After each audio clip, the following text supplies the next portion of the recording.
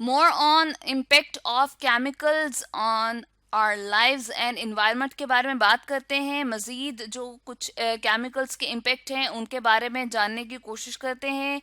तो सबसे फर्स्ट पे अब हम देख लेते हैं इम्पेक्ट ऑफ CFCs।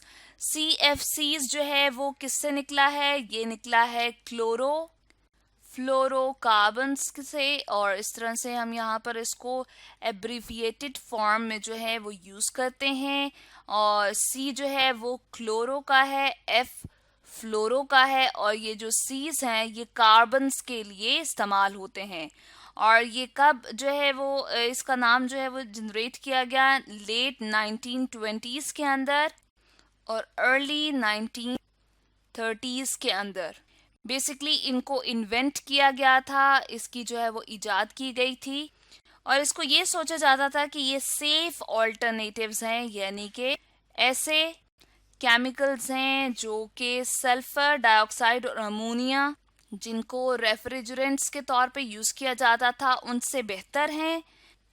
यानी कि रेफ्रिजरेटर्स के अंदर जो है वो पहले किसको इस्तेमाल किया जाता था?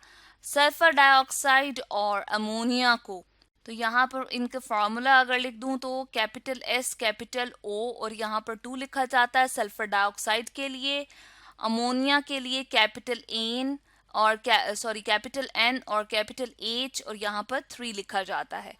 तो पहले ये रेफ्रिजरेंट्स यूज़ किए जाते थे, यानी कि जो कूलिंग एनवायरनमेंट क्रिएट किया जाता है रेफ्रिजरेटर में वो इनकी वजह से किया जाता था। लेकिन लेट 1920s और अर्ली 1930s में क्लोरोफ्लोरोकार्बन इन्वेंट की गई और इनको चूज़ किया गया as a safety alternative refrigerants chemical के तौर पे।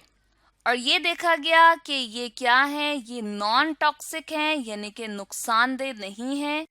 नंबर 2, ये भी देखा गया कि ये नॉन फ्लेमेबल हैं, यानी कि इनको आग नहीं लग रही थी, यानी कि आग नहीं लग सकती इनको। इसके अलावा जो रेफ्रिजरेटर की बॉडी है उसको करोड नहीं करते, उसको तबाह नहीं करते, नॉन कोरोसिव इन नेचर होते हैं, यानी कि जो मेटालिक बॉडी को तबाह नहीं करते या उसको जंग नहीं लगाते, उसको नॉन करोसिव कहते हैं।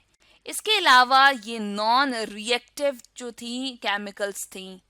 इसके साथ साथ इन केमिकल्स के बारे में ये जाना जाता था कि इनकी डिजायरेबल जो है थर्मल कंडक्टिविटी है, यानी कि अपने अंदर से हीट को जो है वो पास होने देती हैं, और जो रेफ्रिजरेटर्स के लिए रिक्वायरमेंट होती है उसको फुलफिल कर रही थी। इसके साथ साथ इनके बॉइलिंग पॉइंट, यानी कि ऐसा टेम्परेचर जिसपे कोई लिक्विड जो है वो बॉयल होके गैस में कन्वर्ट हो जाए। ऑलरेडी ये क्लोरोफ्लोरोकार्बन्स जो थी वो गैस फॉर्म में थी, तो इनका कोई बहुत ज़्यादा इशू नहीं था। इन फीचर्स की वजह से इनकी डिमांड जो है वो रेफ्रिजरेटर के अंदर बढ़ती चली गई। तो डिफरेंट अप्लायंसेस जैसे कि रेफ्रिजरेटर्स, फ्रीजर्स, इसके अलावा एयर कंडीशनर्स, इन सब में क्या इस्तेमाल हो रही थी? CFCs जो है वो उनका इस्तेमाल बढ़ने लगा।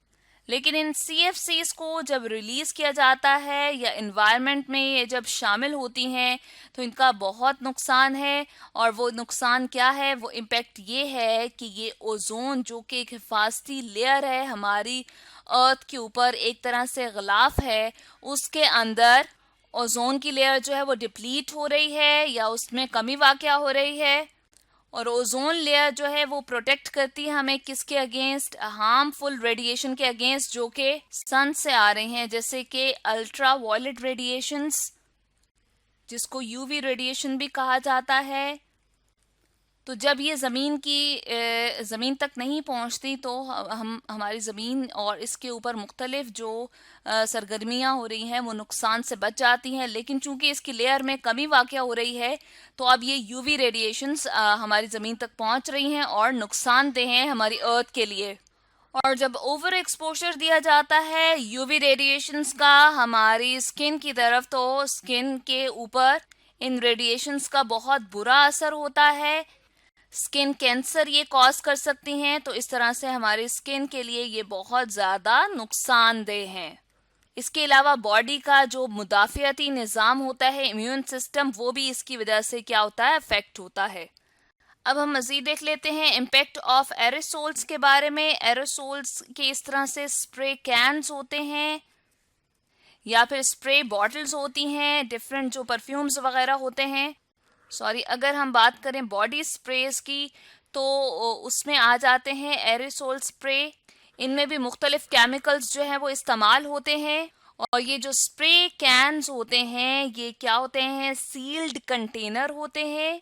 और ये कंटेनर किससे बने होते हैं, ये 25% जो रिसाइकल्ड मेटल्स होती हैं उनसे बनाए जाते हैं। और इसको इस तरह से डिज़ाइन किया जाता है कि एरोसोल स्प्रे कैंस जो हैं उनको दोबारा से हम क्या कर सकें, रिसाइकल कर सकें। और एरोसोल की प्रोडक्ट जो है, एरोसोल स्प्रेज जो हैं वो इजी टू यूज़ हैं। तो बॉडी स्प्रेज के अलावा एयर फ्रेशनर जो हम रूम फ्रेशनर के तौर पे भी इस्तेमाल करते हैं, उसमें भी क्या होते हैं, एरोसोल स्प्रेज मौजूद होते हैं, एरोसोल्स जो हैं वो मौजूद होते हैं। इसके अलावा डिओड्रेंट्स आ जाते हैं, हेयर स्प्रेज आ जाते हैं। इनका इस्तेमाल अगर बहुत ज़्यादा किया जाए, यानी कि इनका इंक्रीज यूज़ जो है वो बहुत सारे हेल्थ इश्यूज जो है वो कॉज करता है, यानी कि हमारी सेहत को जो है नुकसानात हो सकते हैं। इनकी वजह से हेडेक हो सकता है, यानी कि सर में दर्द रह सकता है, डिप्रेशन हो सकता है एडल्ट्स में, इवन डायरिया हो सकता है, यानी कि जिसमें स्टूल जो है या पखाना जो है वो लिक्विड फॉर्म में कन्वर्ट होना शुरू हो जाता है। कान में दर्द रह सकता है, एयर एक का प्रॉब्लम जो है वो भी स्टार्ट हो सकता है। इनके अंदर high amount of volatile compounds, organic compounds जो है वो शामिल होते हैं। तो high levels of volatile organic compounds जो हैं ख़ास किस्म के कीमियाई मादे होते हैं, जिनको कैपिटल वी, कैपिटल ओ, कैपिटल सी और एस से रिप्रेजेंट किया जाता है, जो कि क्या कर सकते हैं, ये वो कीमियाई मादे हैं जो अस्थमा कॉज कर सकते हैं, यानी कि इनकी वजह से जो छोटे बच्चे हैं उनमें दमे की बीमारी जो है वो आ सकती है। इसके अलावा भी मुख्तलिफ किस्म के केमिकल्स जो हैं इन एरोसोल्स के अंदर शामिल होते हैं।